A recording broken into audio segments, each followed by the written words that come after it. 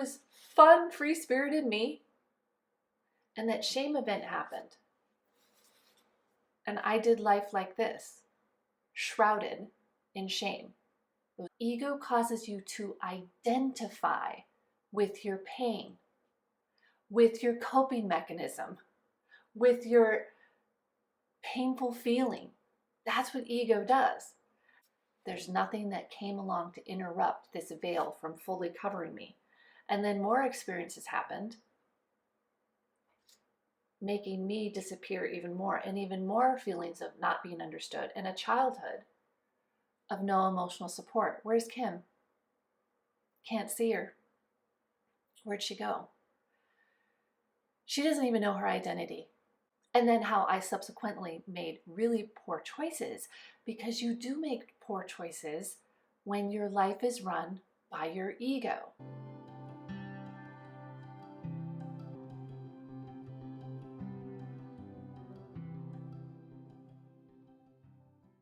Why did you choose that narcissist?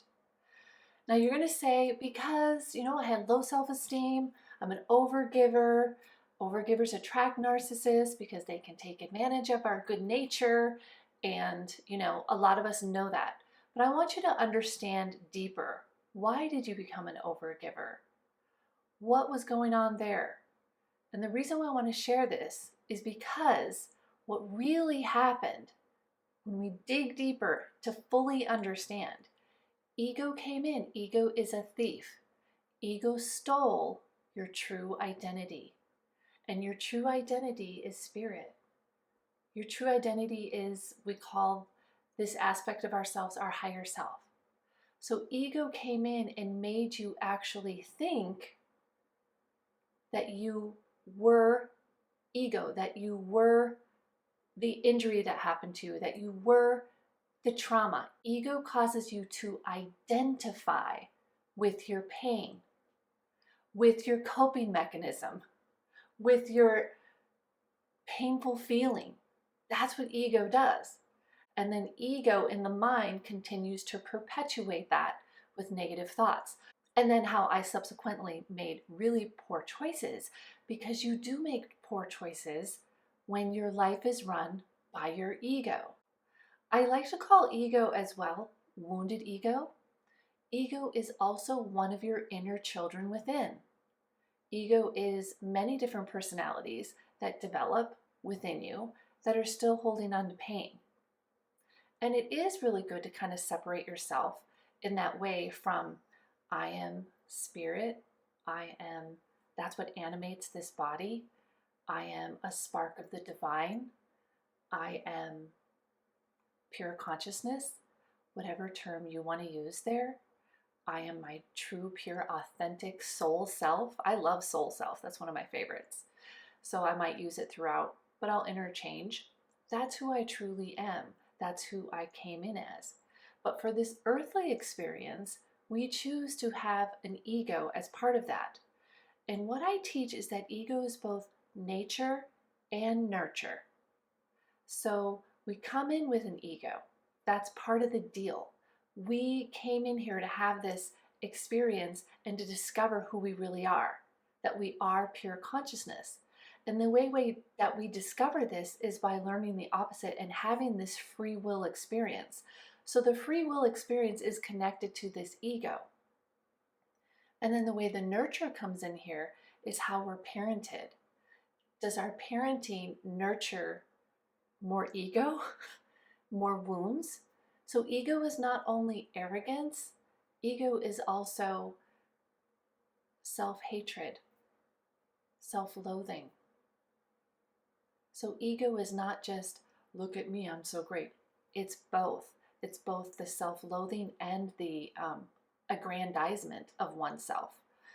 So let me dissect this. I just gave you a brief overview, and I'm going to dissect this through my story.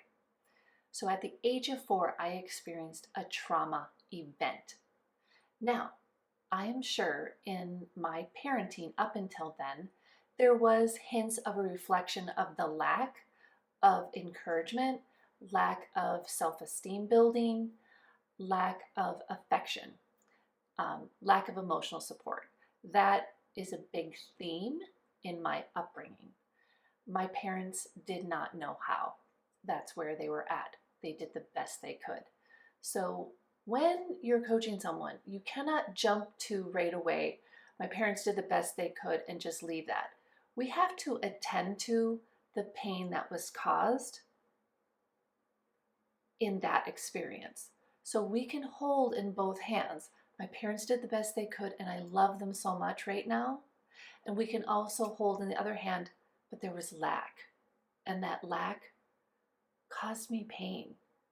And it caused a wounded ego to develop within, an inner child who's still hurting. Because anytime there's lack of love, that's going to happen. Let me repeat that. Anytime there is lack of love creates wounded inner children.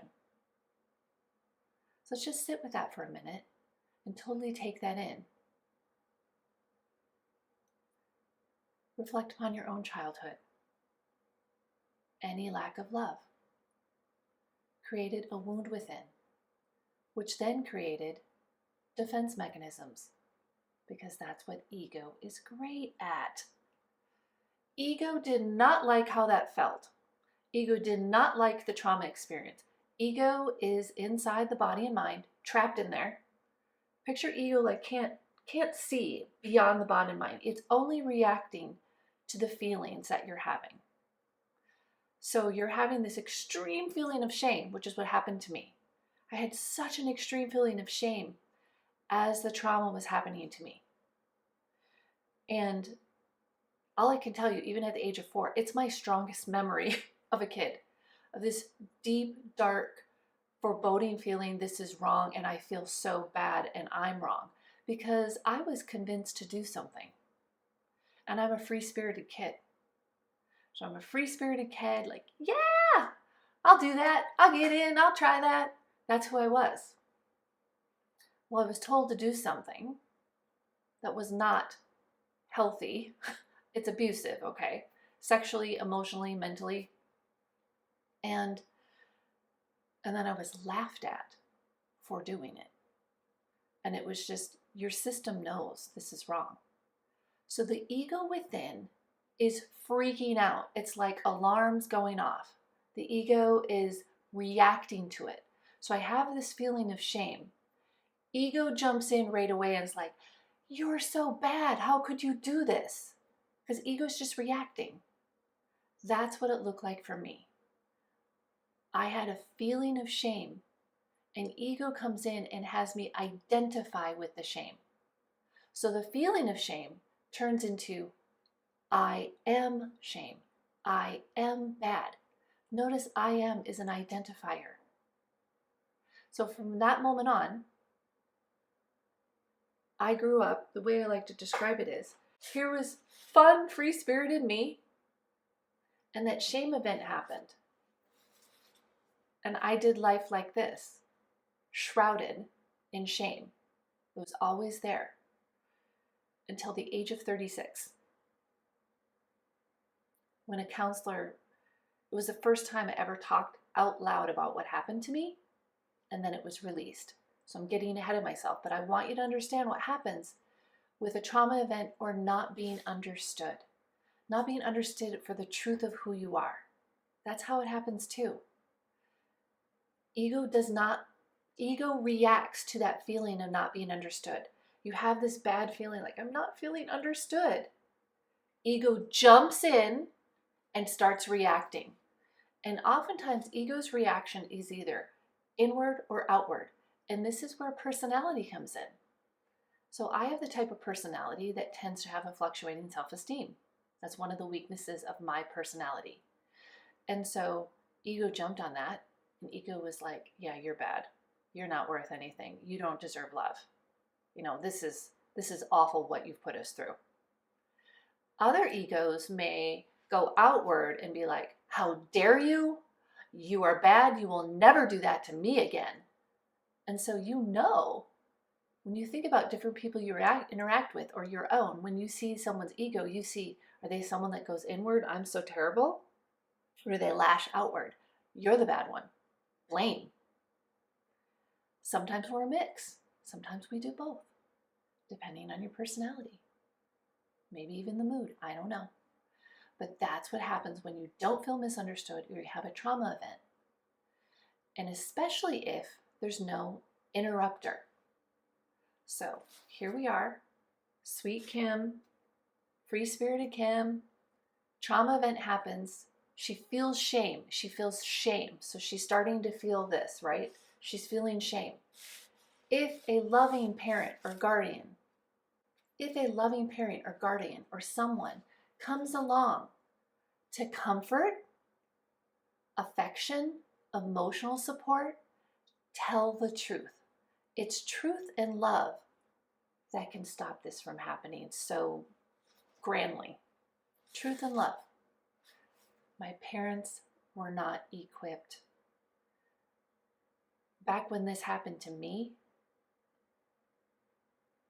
my parents acted like nothing happened. It was ignored. So I was ignored. My feelings were not seen or heard. So there's nothing that came along to interrupt this veil from fully covering me. And then more experiences happened, making me disappear even more, and even more feelings of not being understood, and a childhood of no emotional support. Where's Kim? Can't see her. Where'd she go? She doesn't even know her identity. She's just treading water. So my childhood was filled with serious amounts of loneliness and pain because I wasn't seen. My feelings weren't seen. They weren't attended to. I was not told encouraging words. I was not told, I love you. I was not told, you're awesome, Kim. And so I do not have resentment for that. I actually understand now from a bigger perspective, the bigger picture of why we come to Earth. But to heal, you have to process this. And when you heal, we slowly take away the layers. Sometimes it can go fast. And we start to really see you. And there you are. And as you can tell from me, I am this free-spirited, joyful, fun person. But I really want you to understand what happens when you don't feel misunderstood, when you have trauma, and when ego jumps in there and is just reacting. To reiterate, ego is literally trapped in the body and mind. Ego doesn't even know you have a soul. So your soul self, in the healing process, I teach you how to parent this wounded ego within, this inner child within. But this is a very loving parent. So all those things I didn't have as a kid, I give to my wounded inner child. I let her be seen. I let her be heard. She shares her feelings, all of them, unedited. And I just hold space for her. And I love her as she feels. And we let her be seen. And feeling those feelings, that inner child feeling those feelings, can be scary and daunting. So that's why it is helpful to have someone there, like a coach, holding your hand, leading the way, demonstrating to you how to do it. Because maybe you weren't ever shown.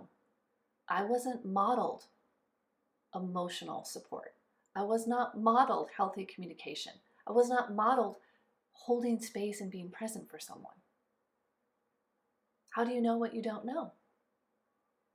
So that's the beautiful process that can happen to return to your free-spirited self, your true authenticity.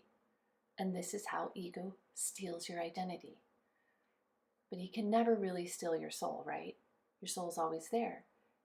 Just with those thoughts, he makes you think you are the feeling you had. That shameful feeling, well, you're bad. Or everyone out there is bad. Defend yourself. Don't let anyone in. Don't be vulnerable. So the way I like to describe it too is ego attaches negative thoughts to the feeling. Immediately. Think about the last time you had a feeling. People think negative thoughts come first. They don't. There's always a feeling first. So you may have a feeling of, like, let's say anger is growing. Well, we know underneath anger is sadness. But your ego is attaching a thought to that. And it's either going to be, how dare they treat you like that? Defend yourself. Get revenge. Blame. Or ego's like, you're ridiculous. You're not worth anything. You're not enough. That's ego shtick. Big reactor. And I like to call ego also a misguided protector. So I shared a lot there. This is just the beginning. I will share more in another video. But now you understand why then as an adult, you can go into adulthood. You can go into adulthood like this. Trying to do relationship like this.